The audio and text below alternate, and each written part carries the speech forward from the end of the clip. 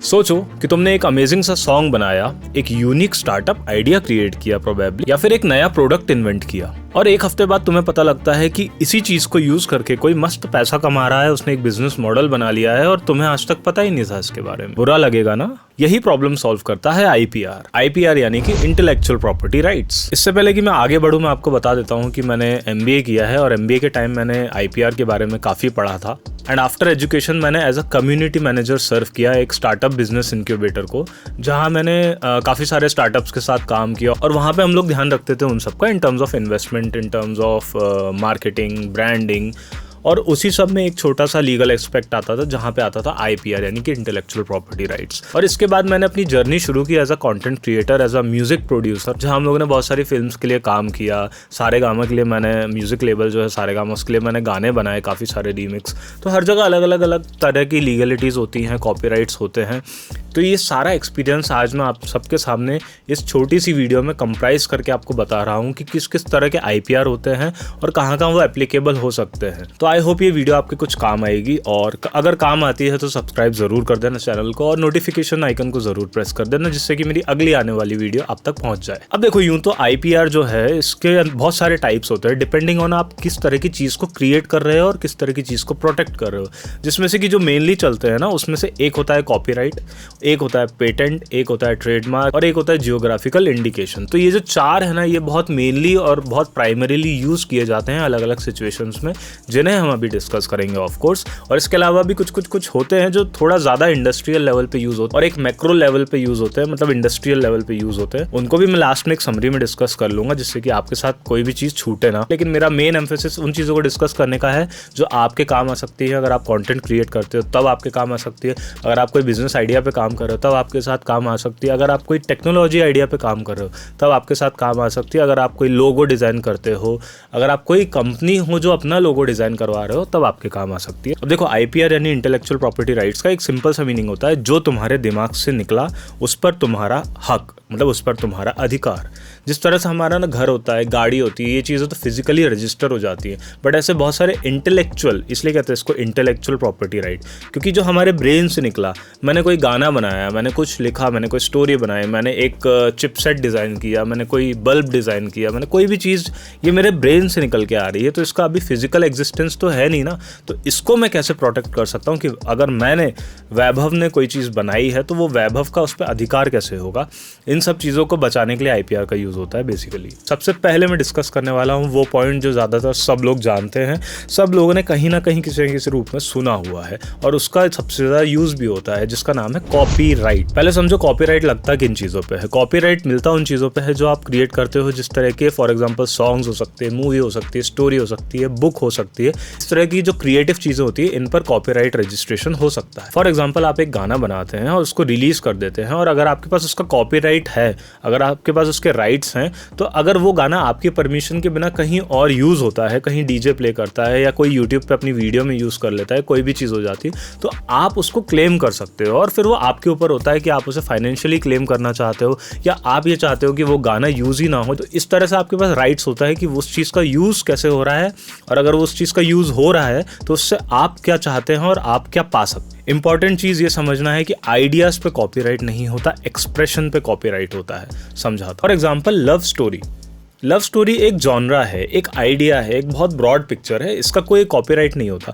लेकिन जब we met की स्टोरी हुई, या रॉक स्टार की स्टोरी हुई, या लैला मजनू की स्टोरी हुई, सब अलग अलग टाइप की रोमांटिक स्टोरीज हैं जिन पर स्टोरी राइटर का कॉपीराइट होता है। फॉर एग्जाम्पल, 2 स्टेट्स एक बुक है जो of course again that is a genre of love story, लेकिन उसमें चेतन भगत ने अपनी आइडेंटिटी डाली है। जो चेतन भगत के पास अधिकार है उसको कॉपीराइट रजिस्टर कराने का, और कभी उसका मिसयूज हो या कुछ हो तो फॉर एग्जाम्पल, जैसे कि कभी कोई बुक अडैप्ट करके कोई मूवी बनती है, जैसे 3 इडियट्स बनी है, वो भी चेतन भगत की नॉवल से बनी, 2 स्टेट्स अगेन चेतन भगत की नॉवल से बनी।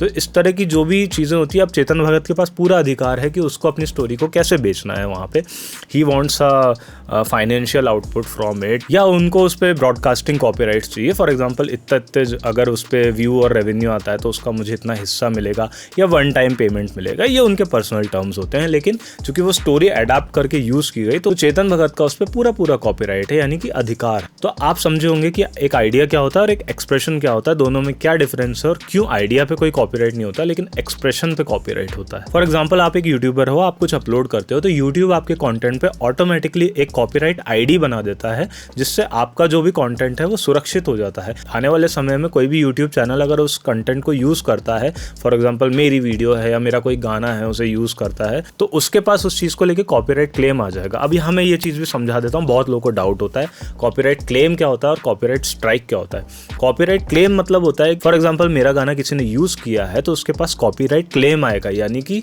उससे जो भी मोनेटाइजेशन उसको बेनिफिट मिलेगा वो पैसा मेरे पे आएगा, वो पैसा उसके अकाउंट में नहीं जाएगा। मतलब कि जो भी चीज़ उस प्रॉपर्टी पर आ रही है जो मेरी यूज़ करके उन्होंने वीडियो बनाई, उसका पैसा जो है ना वो मेरे पास आएगा। This is called copyright claim, और इससे उनको कोई नुकसान नहीं होता। दूसरा होता है कॉपीराइट स्ट्राइक। कॉपीराइट स्ट्राइक तब आता है जब मैं चाहता हूं कि मेरी बनाई हुई चीज़ कोई यूज़ करे ही ना, उसके बावजूद अगर उन्होंने यूज़ कर ली तो मेरा अधिकार है उनको कॉपीराइट स्ट्राइक दे देने का।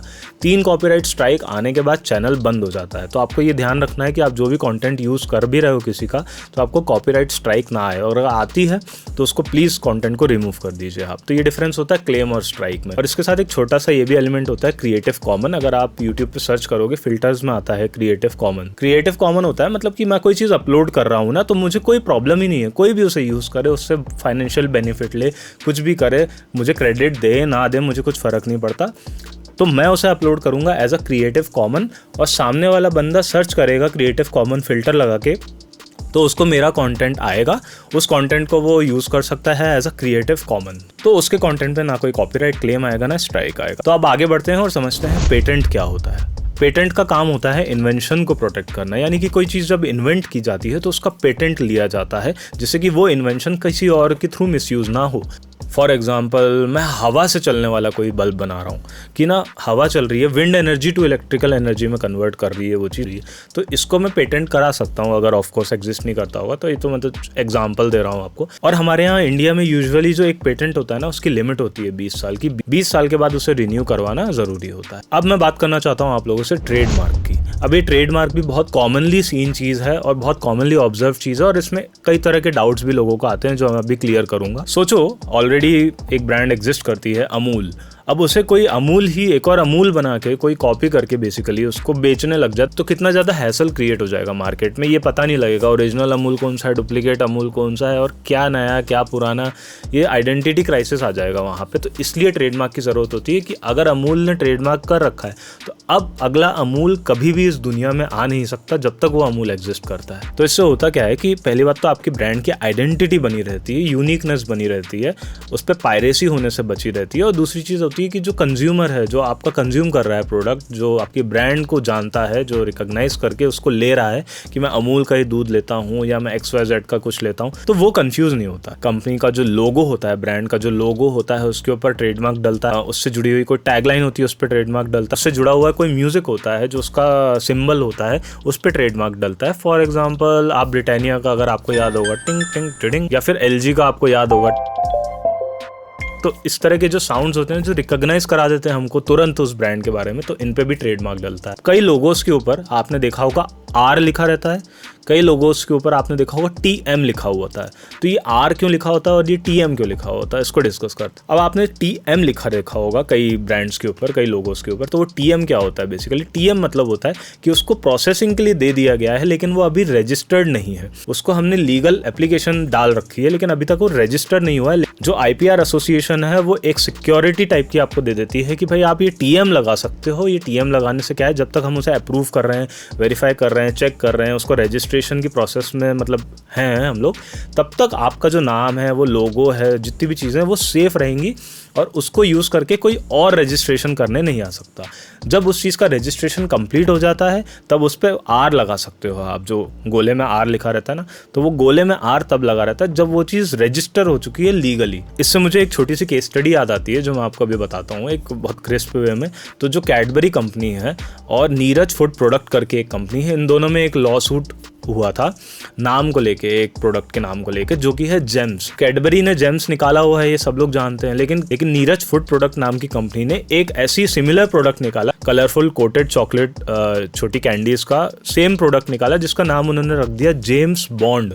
अब आप यहाँ पे देखो फोनेटिकली जेम्स और जेम्स कितने ज़्यादा सिमिलर होते हैं, तो ये कंफ्यूजन क्रिएट कर रहा होगा। इस चीज़ को लेके कैडबरी ने लॉ सूट फाइल किया था नीरज फूड प्रोडक्ट के ऊपर, and eventually they one the law suit. और दिल्ली हाई कोर्ट ने नीरज फूड प्रोडक्ट को ये ऑर्डर दिए थे कि ना ही सिर्फ आप वो प्रोडक्ट अपना हटाए इंडस्ट्री से, मार्केट से, उस प्रोडक्ट का नाम चेंज करें आप, और 15 लाख का जुर्माना भी लगा था नीरज फूड प्रोडक्ट को, कंपनसेशन जो उन्होंने कैडबरी को दिया था। तो ये एग्जांपल था एक ट्रेडमार्क के केस का, जहां पे एक नाम सिर्फ स्पेलिंग भी अलग था, सब कुछ अलग था, लेकिन फोनेटिकली सेम था, जेम्स और जेम्स। इसके चलते एक लीगल डिस्प्यूट यहाँ पे हो गया। अब आते हैं जियोग्राफिकल इंडिकेशन पे। जियोग्राफिकल इंडिकेशन बेसिकली जैसे कि नाम ही सजेस्ट करता है, मतलब किसी जियोग्राफी को इंडिकेट करने वाला, मतलब एक किसी पर्टिकुलर जगह से जो कोई प्रोडक्ट आ रहा है उसकी इंडिजिनसिटी प्रोटेक्ट करने के लिए ये यूज होता है जीआई, मतलब कि जियोग्राफिकल इंडिकेशन। तो उसको प्रोटेक्ट किया जाए, उस जगह से ही वो आ रही है। कॉपी तो बनाना बहुत आसान है आज के समय में, लेकिन वो जो कारीगर हैं, वो जो एक पर्टिकुलर क्वालिटी आ रही है, वो जो पर्टिकुलर चीज़ आ रही है, उसको प्रोटेक्ट करने के लिए ये जीआई जो है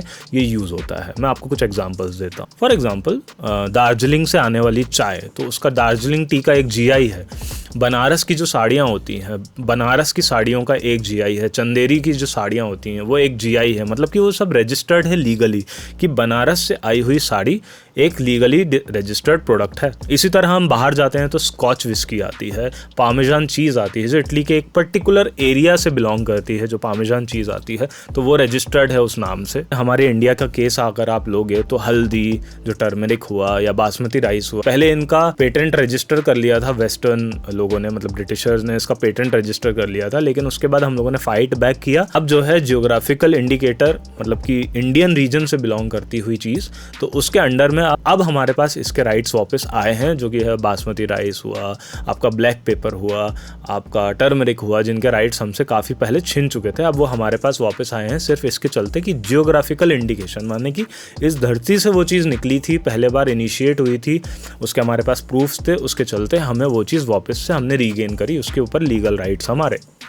अब इनके अलावा और भी कुछ ऐसी चीज़ें होती हैं जैसे कि ट्रेड सीक्रेट होता है, एक ऐसी रेसिपी या एक ऐसी प्रोसेस का सीक्रेट जिसको वर्ल्ड वाइड ट्रांसपोर्ट करवाना है, लेकिन उसे प्रोटेक्ट भी करना है। फॉर एग्जांपल कोका कोला बहुत जगह पे बनती है, सैमसंग के फ़ोन्स हुए या कोई भी इस तरह की चीज़ हुई, बहुत जगह पे बन रही है वो अलग अलग जगहों पे, लेकिन उसका जो भी प्रोसेस है, उसके अंदर यूज़ होने वाले कंपोनेंट, इंग्रेडिएंट्स, वो सारी चीज़ें बहुत सर्टेन वे में प्रोटेक्टेड है, और अगर उसको कोई वायलेट करता है तो उसकी बहुत ज़्यादा सीवियर लीगल पनिशमेंट्स होती। तो वही वाली बात है कि जो कोका कोला का सीक्रेट फार्मूला है, ये आती है ट्रेड सीक्रेट्स के अंदर। एक होता है इंडस्ट्रियल डिज़ाइन, यानी कि किसी भी प्रोडक्ट का जो डिज़ाइन होता है, फॉर एग्जांपल एक आईफोन 17 प्रो का डिज़ाइन है, सैमसंग गैलेक्सी का एक डिज़ाइन है, मोटोरोला का एक डिज़ाइन है, जो उन्होंने जो भी फ़ोन निकाला है, जो भी इस तरह से चीज़ें बनती हैं, उसका भी एक रजिस्ट्रेशन होता है, जिससे कि वो चीज़ कहीं भी जाए तो उसकी कोई कॉपी ना बना पाए, उसकी कोई डुप्लीकेसी या पायरेसी ना कर पाए। और एक लेआउट डिज़ाइन करके भी होता है। फॉर एग्जाम्पल जैसे प्रिंटेड सर्किट बोर्ड बनते हैं, आईसीज बनते हैं, छोटे छोटे माइक्रोचिप्स जो बनते हैं, ये भी कई बार ट्रैवल करते हैं इधर से उधर, उधर से इधर, बट इनकी कॉपी ना हो पाए